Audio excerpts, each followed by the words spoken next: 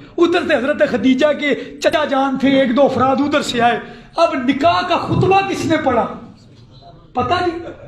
حضرت ابو طالب نے. مجھے ایک لڑکا ہے، میرا ایک دوست ہے وہ، میں آپ توجہ چاہتا ہوں کہ مسئلہ بتانا ہو. میرا ایک دوست ہے راول پنڈی رہتا ہے. اس نے مجھے کہا شاہ جی میرا نکاح تسی پڑھانا.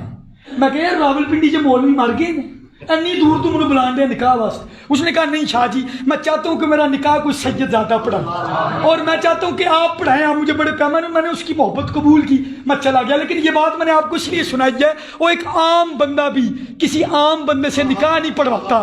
تو رب نے مصطفیٰ کا پہلا نکاح خدیجۃ الکبریٰ کے ساتھ پڑھایا تو کسی کافر سے تو نہیں پڑھا سکتا تھا. ابو طالب نے نکاح پڑھا. یا جو لوگ ان کے کفر پہ بات کرتے ہیں ان مولویوں کو مر کے ڈوب جانا چاہیے. یا بکواس کرتے ہیں ان کو سمجھ نہیں آ رہی. خاموشی خاموشی.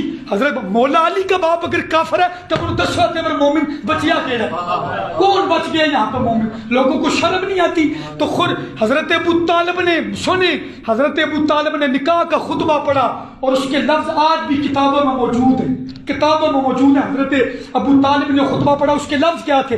تعریف اس رب کے لیے جس نے ہمیں ابراہیم کی اولاد سے پیدا کیا.